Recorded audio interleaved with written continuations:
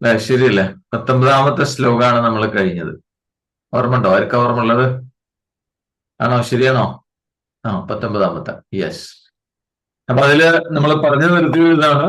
അർജുനോട് പറഞ്ഞു, അർജുന, ബ്രഹ്മാവിന്റെ തൊട്ടു മുമ്പുള്ള പകൽ സമയത്ത് എന്തെല്ലാം ഉണ്ടായിരുന്നോ, പ്രപഞ്ച ഘടകങ്ങൾ എന്തെല്ലാം ഉണ്ടായിരുന്നോ, അത് തന്നെയാണ് വീണ്ടും വീണ്ടും പ്രകടമാകുന്നത്. ബ്രഹ്മാവിന്റെ ഓരോ പകലിലും പ്രകടമാകുന്നത് തന്നെയാണ്. പിന്നെ ആ പ്രകടമായത് തന്നെ ബ്രഹ്മാവിന്റെ രാത്രി സമയത്ത് അത് തന്നെ വീണ്ടും വീണ്ടും ലയം പ്രാപിക്കുകയാണ് എന്ന് പറയും.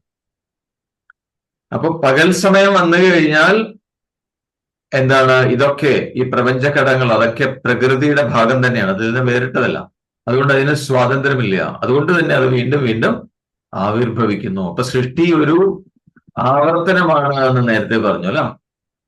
അപ്പൊ സൃഷ്ടിയിലെല്ലാം അങ്ങനെ തന്നെ ഒരു റിപ്പീറ്റേഷൻ ആണ്. അപ്പൊ മനുഷ്യന്റെ ജീവിതവും അങ്ങനെ തന്നെ ഓരോ ദിവസവും ആവർത്തിച്ചു വരികയാണ് എന്ന് പറഞ്ഞു. അപ്പൊ ജീവിതകാലം എന്ന് പറഞ്ഞാൽ തന്നെ മൊത്തത്തിലൊരു ആവർത്തനല്ലാതെ എന്താണ് എന്നാണ് അതിൽ ചോദിച്ചത്. അപ്പോ ഇനി തുടർന്ന് പറയാൻ പോകുന്നത്, ഇപ്പോ ഈ അനുഭവം, സത്യത്തെ കുറിച്ചുള്ള അനുഭവം, സത്യാനുഭവം, അത് എത്രത്തോളം കുറവാണോ അതിനനുസരിച്ച് ഈ സൃഷ്ടിയും ലൈഫിലും പ്രളയവും എല്ലാം ഉണ്ട് എന്ന് തോന്നും എന്നാണ് പറയുന്നത്. അതൊക്കെ തോന്നലാ. അത് അനുഭവജ്ഞാനം, ജ്ഞാനം കുറയുമ്പോഴാണ് അത് ഉണ്ടെന്ന് തോന്നാം. നേരെ മറിച്ച് ആ സത്യത്തെ കുറിച്ചുള്ള അനുഭവം, ആ അനുഭവജ്ഞാനം പൂർണ്ണതയിൽ എത്തിക്കഴിഞ്ഞാൽ എന്ത് സംഭവിക്കുക? എല്ലാം ഈ എന്താണ് ഇപ്പൊ പ്രത്യക്ഷപ്പെട്ടുകൊണ്ടിരിക്കുന്ന എല്ലാം മാറിത്തരും. ഏത് ഉൾപ്പെടെ ആ അവ്യക്തം ഉൾപ്പെടെ മാറിത്തരും എന്നാണ് പറയുന്നത്. പിന്നെ അവശേഷിക്കുന്നത് ആ സനാതനമായി അവശേഷിക്കുന്ന ആ സത്യം മാത്രം അവശേഷിക്കും. അതെപ്പോഴും ഉള്ളതാണ്. അത് മാത്രമായിരിക്കും ബാക്കിയുണ്ടാവും. അപ്പൊ ഭഗവാൻ അതിനെക്കുറിച്ചാണ് 20ാമത്തെ ശ്ലോകത്തില് അതിനെക്കുറിച്ചാണ് പറയാൻ പോകുന്നത്. ചൊല്ലിക്കോളൂ 20ാമത്തെ ശ്ലോകം. പരതസ്മാതു ഭാവോന്യോ വ്യക്തോ വ്യക്താ സനാതനഃ യസ സർവേഷു ഭൂതേഷു നശ്യത്സു ന വിനശ്യതി. അടുത്ത ശ്ലോകത്തില് 20ാമത്തെ ശ്ലോകത്തിൽ പറയുന്നു, പരസ്തസ്മാത്തു ഭവോന്യഃ അവ്യക്തോ വ്യക്താത് സനാതനഃ യഹ സ സർവേഷു ഭൂതേഷു നശ്യത്സു ന വിനശ്യതി. അപ്പൊ പറയുന്നത് അതുകൊണ്ട് ഈ പ്രപഞ്ച ഘടകങ്ങള് ഉണ്ടായി വരുന്നു, ലയിക്കുന്നു. അത് പ്രകൃതിയുടെ ആവരണരൂപമായ അവ്യക്തം എന്നാണ് പറയാം. അതും അതിനപ്പുറം അവ്യക്തമായിരിക്കുന്നത്, അതിനപ്പുറം വ്യക്തമായത് പറഞ്ഞാൽ ഇന്ദ്രിയങ്ങൾക്കോ മനസ്സിനോ വ്യക്തമായിട്ട് അനുഭവിക്കാൻ കഴിയാത്തത്, അത് സനാതനമാണെന്ന് പറഞ്ഞാൽ ഒരിക്കലും മറഞ്ഞു പോകാത്തതാണ്, നശിക്കാത്തതാണ്. ഒരിക്കലും നശിക്കാത്തായ വേറെ ഏത് ഒരു ഉണ്മയാണോ ഉള്ളത് അത് സർവേഷു ഭൂതേഷു നശ്യൽസു എന്നാൽ എല്ലാ ഭൂതങ്ങളും, എല്ലാ പ്രപഞ്ചഘടകങ്ങളെല്ലാം നശിച്ചു പോയാലും, കാരണം ഇല്ലാതായാലും മറഞ്ഞു പോയാലും ന വിനശ്യതി, അതിനൊരു കുറവുണ്ടാവില്ല എന്നുള്ളത്. എന്ന് പറഞ്ഞാൽ ഈ അവ്യക്തത്തിൽ നിന്നാണ് അതെല്ലാം ഉണ്ടായത് എന്ന് പറയുന്നത്. ഇതിന്റെ പ്രകൃതിയുടെ ആവരണ രൂപമാണ് ആദ്യം ഉണ്ടാവുന്നത്.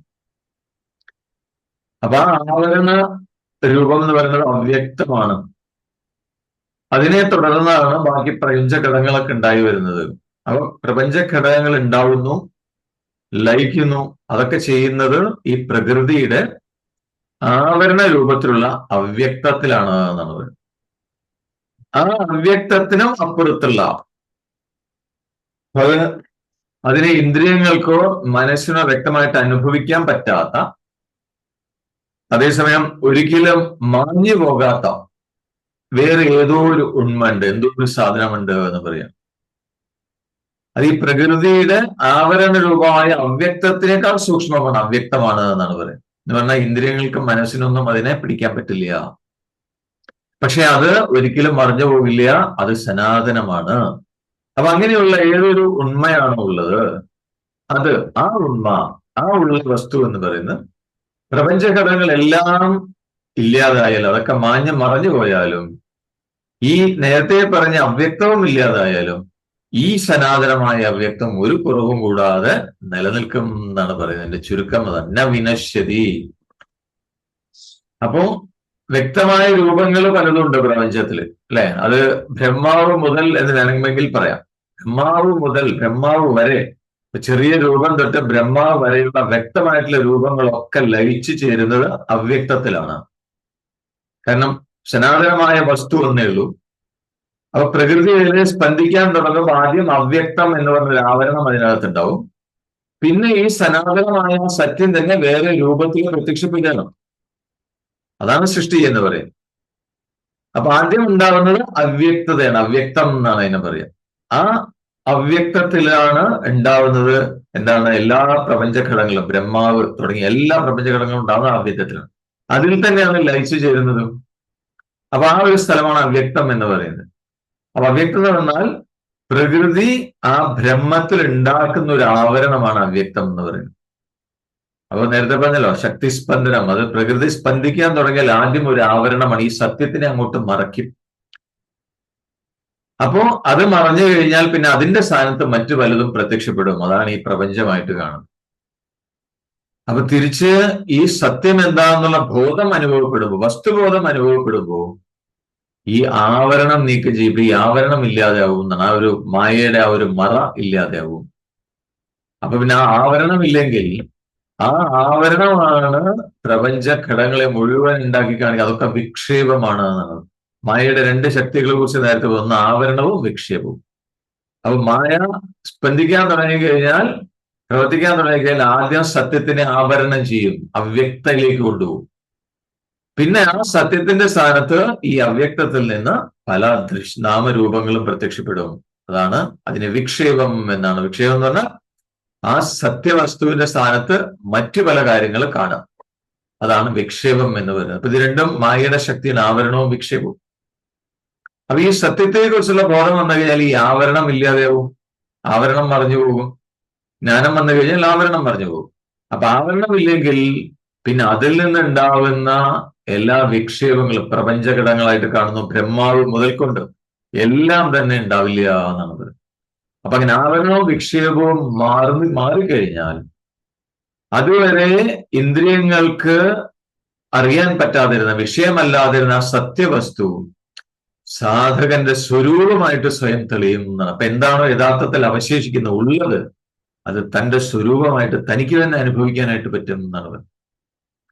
അപ്പൊ അങ്ങനെ ബോധ്യം വരുന്ന, അങ്ങനെ തെളിയുന്ന ആ ഒരു സത്യവസ്തു എന്ന് പറയുന്നത് അത് നാശമില്ലാത്തതാണ് എന്ന്, അത് ആ ഒരു അനുഭവം ഉണ്ടാവും. എന്ന് മാത്രമല്ല, ആ അവ്യക്തം മുതൽ ഉണ്ടെന്ന് തോന്നിയിരുന്ന ഈ പ്രപഞ്ച ദൃശ്യങ്ങളാക്കി ഈ ജഡദൃശ്യങ്ങൾ മുഴുവൻ എന്തായി മാറും. മരുഭൂമിയിൽ എങ്ങനെയാണോ കാനൽ ജലം ഉണ്ടെന്ന് തോന്നുന്നത്, അതേപോലെ ആ സത്യവസ്തുവില് വെറുതെ ഉണ്ടെന്ന് തോന്നിയ മിഥ്യയാണ്, പ്രതിഭാസങ്ങളാണ് എന്ന് അനുഭവിച്ചറിയാൻ പറ്റും എന്നാണ് പറയുന്നത്.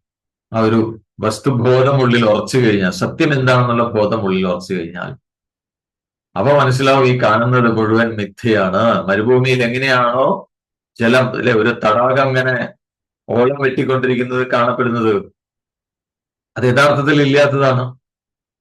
അപ്പൊ മരുഭൂമിയെ കുറിച്ചുള്ള മരുഭൂമിയെ കുറിച്ച് തിരിച്ചറിവുള്ള ആളുകൾക്ക് ഈ വെള്ളം കണ്ടു കഴിഞ്ഞാൽ തെറ്റിദ്ധരിക്കില്ല. കുടിക്കാൻ, ആ വെള്ളം കോരാനായിട്ട് അല്ലെങ്കിൽ വെള്ളം കുടിക്കാനായിട്ട് അതിന്റെ അടുത്തേക്ക് ചെല്ലില്ല. കാരണം അയാൾക്കറിയാം ഇത് യഥാർത്ഥത്തിൽ ഇല്ലാത്തതാണ്. മനസ്സിലാവുന്നുണ്ടോ? പിടികിട്ടുന്നുണ്ടോ? അപ്പൊ അതേപോലെ ഈ സത്യത്തെക്കുറിച്ച് ബോധം വന്ന വ്യക്തിയെ സംബന്ധിച്ച് ഇവിടെ കാണുന്നതൊന്നും യഥാർത്ഥത്തിൽ ഇല്ലാത്തതാണെന്നുള്ള ബോധം ഉള്ളിൽ ഉറയ്ക്കും എന്നാണ് പറയുന്നത്. അപ്പൊ അതൊക്കെ മിഥ്യാ പ്രതിഭാസങ്ങളാണെന്ന് അനുഭവത്തിലേക്ക് വരും എന്നാണ് പറയുന്നത്. അല്ലെ? അപ്പൊ അതാണ് നേരത്തെ പറഞ്ഞത്, മരുഭൂമിയില് ആ തടാകത്തിന്റെ രഹസ്യം അറിയുന്ന ആള് ആ തടാകത്തിന്റെ അടുത്തേക്ക് ഓടി ചെല്ലില്ല. കാരണം അത് കിട്ടില്ല എന്നറിയാം. അതിന്റെ അടുത്ത് ചെല്ലും തോറും അതിങ്ങനെ അകന്നകന്നു പോകും. അപ്പൊ അതേപോലെയാണ് സത്യം എന്തെന്ന് അനുഭവിച്ചു കഴിഞ്ഞാൽ, വസ്തു എന്തെന്ന് അനുഭവിച്ചു കഴിഞ്ഞാൽ ഈ പ്രപഞ്ചത്തിലെ പ്രതിഭാസങ്ങൾ മുഴുവൻ മിഥ്യയാണ് എന്ന് അനുഭവിക്കാൻ തുടങ്ങി ജ്ഞാനി.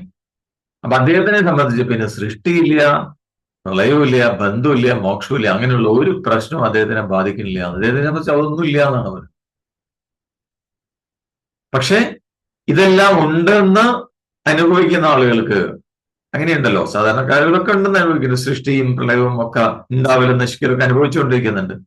അപ്പൊ അങ്ങനെ ബന്ധം, മോക്ഷമൊക്കെ ഉണ്ടെന്ന് അനുഭവിക്കുന്നതിൽ അവർ ഏത് തലത്തിലാണോ നിൽക്കുന്നത്, അല്ലെങ്കിൽ അവരുടെ അനുഭവം ഏത് അവസ്ഥയിലുള്ളതാണോ അതിന് യോജ്യമായ രീതിയിൽ അവർക്ക് കാര്യങ്ങൾ പറഞ്ഞ് മനസ്സിലാക്കും, വിവരിച്ചു കൊടുക്കും എന്നാണ് പറയുന്നത്. അവർക്ക് മനസ്സിലാവുന്ന രീതിയിൽ ഗുരുജിയൊക്കെ അതാണ് ചെയ്തുകൊണ്ടിരിക്കുന്നത് അല്ലെ. ഓരോരുത്തർക്കും ഉൾക്കൊള്ളാൻ പറ്റുന്ന രീതിയിൽ അവരുടെ എന്താ പറയാ സ്റ്റാൻഡേർഡിനനുസരിച്ച്, അവരുടെ അവസ്ഥയ്ക്ക് അനുസരിച്ചാണ് ജ്ഞാനം തരുന്നത്. അപ്പൊ അങ്ങനെ ഓരോരോ വിവരണങ്ങൾ നൽകി സത്യത്തിലേക്ക് അടുപ്പിക്കുകയാണ് ജ്ഞാനികളുടെ സൂത്രം. അതാണ് എന്നാണ് പറയുന്നത്. മനസ്സിലാവുന്നുണ്ടോ? കാരണം ഒറ്റയടിക്ക് ഇതൊക്കെ മിഥ്യയാണെന്ന് നമ്മളോട് പറഞ്ഞു കഴിഞ്ഞാൽ നമ്മൾ സമ്മതിക്കില്ല. കാരണം നമ്മൾ ഇത് അനുഭവിച്ചുകൊണ്ടിരിക്കുക, അതൊക്കെ സത്യമായിട്ട് അനുഭവിച്ചുകൊണ്ടിരിക്കുകയാണ് ചുറ്റും കാണുന്നതൊക്കെ. അപ്പൊ എത്ര ജ്ഞാനമുള്ളായാലും ആളായാലും വന്നിട്ട് പറയാൻ ഇതൊന്നും ഇല്ല എന്ന് പറഞ്ഞാൽ നമ്മൾ സമ്മതിക്കില്ല. കാരണം നമ്മൾ അനുഭവിച്ചുകൊണ്ടിരിക്കുന്നതാ. അപ്പൊ നമ്മളുടെ ഇപ്പോഴത്തെ ആ അനുഭവത്തിന്റെ തലത്തിൽ നിന്നുകൊണ്ട് തന്നെ അവര് നമ്മളെ പതുക്കെ പതുക്കെ ഈ ജ്ഞാനം ഉപദേശിച്ച് സത്യത്തിലേക്ക് അടുപ്പിക്കുകയാണ്. ഇതാണ് ജ്ഞാനികൾ ചെയ്യുന്നതെന്നാണ് പറയുന്നത്. അപ്പൊ ഇത് മാത്രമല്ല, അങ്ങനെ ഓരോ വിവരണങ്ങൾ തരുമ്പോഴും, നമുക്ക് ഉൾക്കൊള്ളാൻ പറ്റുന്ന രീതിയിലുള്ള വിവരണങ്ങൾ തരുമ്പോഴും ഒരു കാര്യം എപ്പോഴും ഓർമ്മിച്ചുകൊണ്ടിരിക്കുക, ആവർത്തിച്ച് ഓർമ്മിപ്പിക്കും. എന്താണ്? ഇവിടെ സത്യവസ്തു ഒന്ന് മാത്രമേ ഉള്ളൂ, സനാതനമായിരിക്കുന്ന എപ്പോഴും നിലനിൽക്കുന്ന ആ ഉണ്മ, ആ സത്യം എന്ന് പറയുന്നത് അങ്ങനെ ഒരു വസ്തു ഉണ്ടെന്നും അത് എല്ലാറ്റിനും ആശ്രയമാണെന്നും അത് മാറ്റമില്ലാത്തതാണെന്നും ഒക്കെ ആവർത്തിച്ച് പറഞ്ഞുകൊണ്ടേയിരിക്കും എന്നാണ് പറയുന്നത്. അപ്പൊ ഇവിടെ ഭഗവാൻ കൃഷ്ണനും അത് തന്നെയാണ് ചെയ്തുകൊണ്ടിരിക്കുന്നത് എന്നാണ് പറയുന്നത്.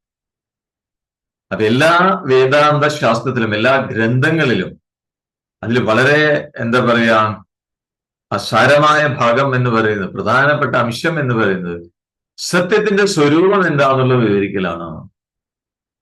അപ്പൊ സൃഷ്ടി, പ്രളയം, ബന്ധം, മോക്ഷം തുടങ്ങിയ വിവരണങ്ങളൊക്കെ എന്തിനാണ്? ആ സത്യത്തിലേക്ക് അടുപ്പിക്കാനുള്ള ഓരോ സൂത്രങ്ങളാണ് എന്നാണ് പറയുന്നത്. അപ്പൊ സത്യം എന്താണ്, വസ്തു എന്താണെന്ന് ശരിക്കും ബോധ്യം വന്നു കഴിഞ്ഞാൽ പിന്നെ ആ സൂത്രങ്ങളൊന്നും ആവശ്യമില്ല, ഉപായങ്ങളൊന്നും പിന്നെ അത്ര കാര്യമായിട്ട് നോക്കേണ്ട ആവശ്യമില്ല എന്ന്. അപ്പൊ അതുകൊണ്ട് ഭഗവാൻ ആ സത്യസ്വരൂപത്തെ വീണ്ടും വീണ്ടും ആവർത്തിച്ച് വിവരിക്കുകയാണ്. 21-ാമത്തെ ശ്ലോകത്തില് വീണ്ടും അതിനെക്കുറിച്ച് തന്നെ ആവർത്തിച്ച് പറയുകയാണ്. 21-ാമത്തെ ശ്ലോകം ചൊല്ലി.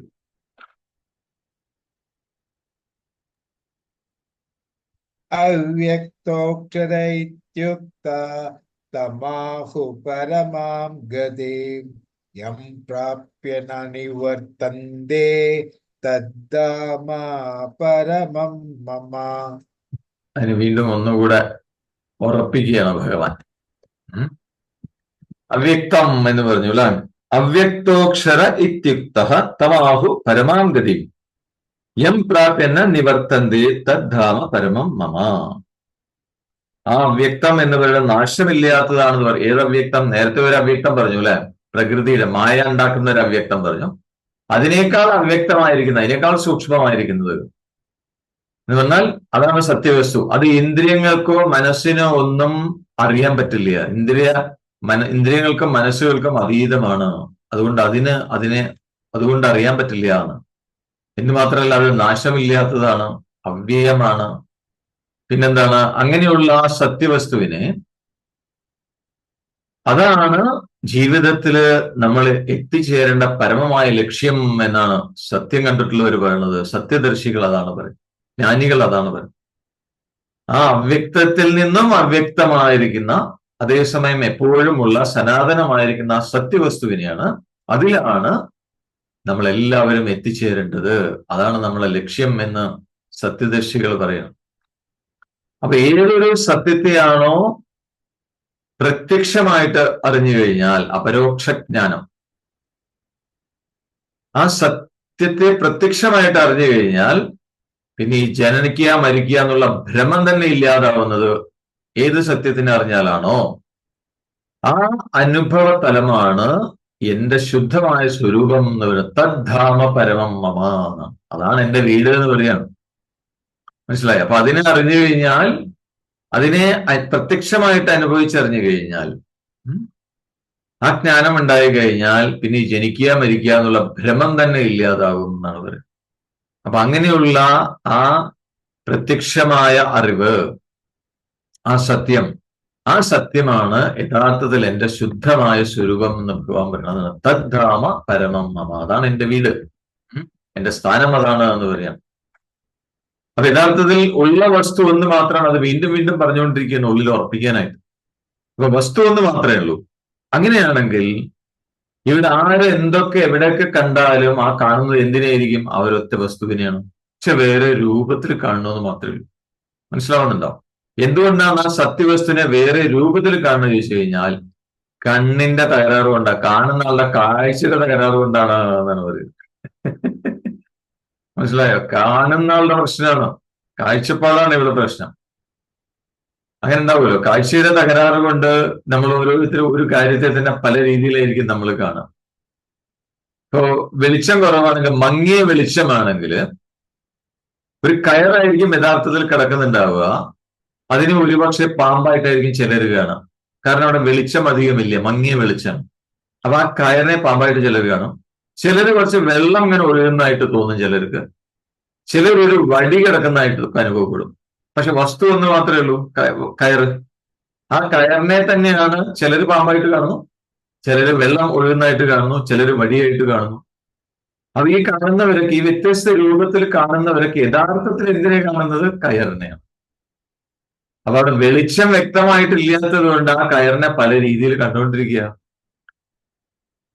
അപ്പോ അത് എന്തിന്റെ ദോഷമാണ്? ആ വസ്തുവിന്റെ ദോഷമല്ല, കയറിന്റെ ദോഷമല്ല. പിന്നെന്താ? കാണുന്ന ആളുടെ കണ്ണിന്റെ കാഴ്ചയുടെ പ്രശ്നമാണ്. മനസ്സിലാവുന്നുണ്ടോ? പിടികിട്ടുന്നുണ്ടോ? അപ്പോ കാണുന്ന കാഴ്ചയുടെ ദോഷം. അതേപോലെ ആ കാണുന്ന എന്തിനാണോ കാണുന്നത്, എന്തിനായിട്ടാണോ ഓരോന്നിനെ കാണുന്നത്, അതിനെക്കുറിച്ചുള്ള സങ്കല്പം, അതിനെക്കുറിച്ചുള്ള ചിന്തകളുടെ കുഴപ്പം, ചിന്തകളുടെ ദോഷം. അപ്പൊ ഇങ്ങനെ ഈ രണ്ട് ദോഷങ്ങൾ കാരണം ഒരു വസ്തുവിനെ തന്നെ പലതായിട്ട് കാണാൻ ഇടവരുന്നു എന്ന് മാത്രമേ ഉള്ളൂ എന്നാണ് പറയുന്നത്. പക്ഷെ അനുഭവം എന്ന് പറയുന്നത് കാഴ്ചയ്ക്ക് അപ്പുറമാണ്. കാഴ്ചയ്ക്കും അപ്പുറത്താണ് യഥാർത്ഥ കാഴ്ച എങ്ങനെയാണോ അതിനനുസരിച്ചാണ് നമുക്ക് അനുഭവം ഉണ്ടാവുക. അപ്പൊ കയറിനെ പാമ്പായിട്ട് കണ്ടു കഴിഞ്ഞാൽ നമ്മൾ പാമ്പിനെ അനുഭവിക്കും. എന്ന് പറഞ്ഞാൽ നമ്മളുടെ ഉള്ളിൽ പാമ്പിനെ കണ്ടു കഴിഞ്ഞാൽ പേടിയുണ്ടാവും, വിറച്ചു പോകും, ചിലപ്പോൾ ഭയം ഉണ്ടാവും. അല്ലാതെ ഒരുപക്ഷെ പേടിച്ച് താഴെ വീണ് മരണം പോലും സംഭവിച്ചു എന്ന് വരാം. ശരിയല്ലേ? അതെന്തുകൊണ്ടാണ്? കയറിനെ പാമ്പായിട്ട് കണ്ടതുകൊണ്ടാണ്. അതേപോലെ തന്നെയാണ് ഉള്ള വസ്തു ബ്രഹ്മ മാത്രമാണ്. അതിനെ പ്രപഞ്ചമായിട്ട് കാണുന്ന ആളുകൾക്ക് ബന്ധവും ഉണ്ടാവും, അതിനനുസരിച്ചുള്ള കഷ്ടപ്പാടും അനുഭവിക്കേണ്ടി വരുന്നു എന്നാണ് പറയുന്നത്. പിടികിട്ടുന്നുണ്ടോ? മനസ്സിലാവുന്നുണ്ടോ? അപ്പൊ നമ്മൾ ഈ പല രൂപത്തിൽ ഇവിടെ പ്രപഞ്ചമായിട്ട് കണ്ടുകൊണ്ടിരിക്കുന്നതൊക്കെ യഥാർത്ഥത്തിൽ ബ്രഹ്മം തന്നെയാണ് എന്നുള്ള അനുഭവം വന്ന ആളുകൾക്ക് പിന്നെ ഈ വ്യത്യസ്ത രൂപങ്ങളോടൊന്നും ഒരു സംഘം ഉണ്ടാവില്ല. സംഘം ഉണ്ടായില്ലെങ്കിൽ പിന്നെ ഇതിൽ നിന്ന് യാതൊരു കഷ്ടപ്പാടും നമ്മൾക്ക് ഉണ്ടാവില്ല എന്നാണ് പറയുന്നത്. അല്ലെ? ശരിയല്ലേ? എന്തുകൊണ്ടാണ് നമ്മൾക്ക് ജീവിതത്തില് ദുഃഖം, കഷ്ടപ്പാട് വരുന്നതിനുള്ള കാരണം എന്താ? കാരണം എന്ന് പറഞ്ഞാൽ നമ്മൾ ഈ പുറമേ കാണുന്ന വസ്തുക്കളുമായിട്ടുള്ള കണക്ഷനാണ് നമുക്ക് പ്രശ്നം ഉണ്ടാക്കണം ജീവിതത്തിൽ. നേരെ മറിച്ച് ആ ഒരു സത്യം പറഞ്ഞു കഴിഞ്ഞാൽ ഇതൊക്കെ ഒരേ വസ്തുവിന്റെ വ്യത്യസ്ത രൂപങ്ങളാണ് എന്നുള്ള സത്യം ബോധം വന്നു കഴിഞ്ഞാൽ പിന്നെ നമ്മൾക്ക് അറ്റാച്ച്മെന്റ് ആ സത്യത്തിനോടായിരിക്കും. ആ സത്യത്തിനോട് അറ്റാച്ച്മെന്റ് വന്നു കഴിഞ്ഞാൽ അതിന്റെ സ്വരൂപമാണ് നമ്മൾ അനുഭവിക്കുക, ആനന്ദം. അല്ലെ? സച്ചിദാനന്ദം. ആ ആനന്ദമാണ് പിന്നെ നമ്മൾ അനുഭവിക്കുക. നേരെ മറിച്ച് ഇല്ലാത്തതായ ഈ വിക്ഷേപം, ഈ പ്രപഞ്ചത്തിലാണ് നമ്മൾ സംഘം വരുന്നതെങ്കിൽ അതിൽ ഉണ്ടാവാത്തതാണ്. അത് ഉണ്ടെന്ന് തോന്നുന്നു, പിന്നീട് അപ്രത്യക്ഷമാവുന്നതാണ്. അത് നാശമുള്ളതാണ്. അതുകൊണ്ട് തന്നെ അതുമായി ബന്ധപ്പെട്ട് ദുഃഖമായിരിക്കും നമ്മൾക്ക്, കഷ്ടപ്പാടായിരിക്കും നമ്മൾ അനുഭവിക്കേണ്ടി വരും. മനസ്സിലായോ? അപ്പൊ വസ്തു സ്വരൂപത്തെ കാണാന്ന് പറഞ്ഞാൽ കയറിനെ കയറായിട്ട് കാണുന്നതാണ് സത്യദർശനം എന്ന് പറയും. അപ്പൊ ആ ബ്രഹ്മത്തെ അതേപോലെ അനുഭവിക്കലാണ് സത്യദർശനം. അപ്പൊ അതുപോലെ ഈ സത്യദർശനം എന്ന് പറഞ്ഞാൽ ഏത് അനുഭവതലമാണ്? അപ്പൊ ആ ഒരു ചോദ്യത്തിനുള്ള മറുപടിയാണ് ഭഗവാൻ ഇവിടെ വ്യക്തമായിട്ട് പറഞ്ഞിരിക്കുന്നത് എന്നാണ് പറയുന്നത്. അപ്പൊ ഏത് അനുഭവത്തിലാണോ ജനന മരണ ഭ്രമങ്ങളെല്ലാം ഇല്ലാതായി സത്യം ഒന്നേ ഉള്ളൂ, വസ്തു ഒന്നേ ഉള്ളൂ എന്ന് അനുഭവിക്കാറാവുന്നത്, ആ അനുഭവ തലമാണ് ശുദ്ധമായ സ്വരൂപം. അതാണ് എന്റെ ധാമം എന്ന് ഭഗവാൻ പറയുന്നതാണ്. അതാണ് ശുദ്ധമായ സ്വരൂപം. അപ്പൊ ആ ശുദ്ധമായ സ്വരൂപത്തിൽ എത്തിപ്പെട്ടു കഴിഞ്ഞാൽ പിന്നെ ഈ ജനന മരണ ഭ്രമമെല്ലാം മാറും. പിന്നെ ഒരു ക്ലേശവും അനുഭവിക്കേണ്ട ആവശ്യമില്ല എന്നാണ്. കാരണം ആ തലത്തില്, ആ ശുദ്ധമായ സ്വരൂപത്തിന്റെ അനുഭവ തലത്തില് വസ്തു ഒന്ന് മാത്രമേ ഉള്ളൂ എന്നുള്ള അനുഭവമാണ് ആ തലത്തിൽ ഉണ്ടാവുക എന്നാണ് പറയുന്നത്. അപ്പൊ അങ്ങനെയാണെങ്കിൽ ഇങ്ങനെ ഒരു അനുഭവ തലം ഉണ്ടാവുമോ? അല്ലെ? അങ്ങനെ ഒരു സംശയം വരാം. അങ്ങനെ ഒരു അനുഭവതലമുണ്ടോ? ഇനി അങ്ങനെ ഒരു അനുഭവതലമുണ്ടെങ്കിൽ എങ്ങനെയാണ് അതിലേക്ക് എത്തിച്ചേരാൻ പറ്റുക? അല്ലെ, നമ്മുടെയൊക്കെ സംശയം അതാണ്. അങ്ങനെ ഒരു അനുഭവതലം ഉണ്ടെങ്കിൽ നമുക്കൊക്കെ അവിടെ എത്തണമല്ലോ. കാരണം അവിടെ എത്തിക്കഴിഞ്ഞാൽ പിന്നെ ദുഃഖമില്ല എന്ന് പറഞ്ഞു, കഷ്ടപ്പാടില്ല, ക്ലേശങ്ങളില്ല എന്ന് പറഞ്ഞു. അങ്ങനെയാണെങ്കിൽ ആ ഒരു അനുഭവ തലത്തിലാണ് നമ്മൾ എത്തേണ്ടത്. അങ്ങനെ ഒരു അനുഭവ തലം ഉണ്ടെങ്കിൽ. അപ്പൊ അങ്ങനെയാണെങ്കിൽ ആ ഒരു അനുഭവ തലത്തിൽ നമ്മൾക്ക് എങ്ങനെയാണ് എത്തിച്ചേരാൻ സാധിക്കുക? അതിനുള്ള മറുപടിയാണ് അടുത്ത ശ്ലോകത്തില് ഭഗവാൻ പറയാൻ പോകുന്നത്. അത് നമുക്ക് നാളെ നോക്കാം. Okay, right. കണ്ണുകൾ അടച്ചു വയ്ക്കൂ. Close your eyes. കണ്ണുകൾ അടഞ്ഞിരിക്കട്ടെ. നട്ടെല്ല് നിവർന്നിരിക്കുന്നു. കൈകൾ മടിമേൽ മലർത്തിരിക്കാം. ദീർഘമായി ശ്വാസമെടുക്കാം. സാവകാശം പുറത്തേക്ക് വിടാം. കൈകൾ അയഞ്ഞിരിക്കുന്നു. തോളുകൾ അയഞ്ഞിരിക്കട്ടെ.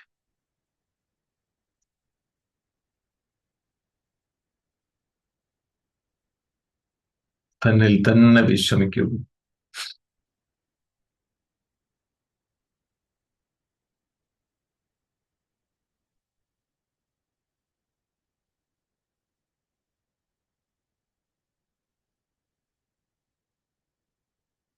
ഓം സം സമിദ്ധ്യുപസേ വൃഷന്നഗ്നേ വിശ്വാനര്യ ഇളസ്പദേ സമിധ്യശേഷനോ വശൂന്യാഭര സംഘച്ഛധ്വം സംവദധ്വം സംവോമനാംസി ജാനത ദേവാഭാഗം യഥാ പൂർവേ സഞ്ജാനാനാ ഉപാസത്തെ സമാനോ മന്ത്രഃ സമിതി സമാനീ സമാനം മനഃസഹ ചിത്തമേഷാം സമാനം മന്ത്രമഭിമന്ത്രൈവ സമാനേന ഊഹവിഷാ ജുഹോമി സമാനീവ ആഹൂതിഃ സമാനാ ഹൃദയാനിവഹ സമാനമസ്തു മനോ യഥാ വസ്തു സഹാസതി നമോ ബ്രഹ്മണേ നമോ വസ്ത്വഗ്നയേ നമ പൃഥവ്യേ നമ ഓഷധിഭ്യഃ നമോ വാചേ നമോ വാചസ്പതയേ നമോ വിഷ്ണവേ ബൃഹദേ കരോമി. ഓം ശാന്തി ശാന്തി ശാന്തി. ദീർഘമായ ശ്വാസമെടുക്കാം. സാവകാശം പുറത്തേക്ക് വിടാം.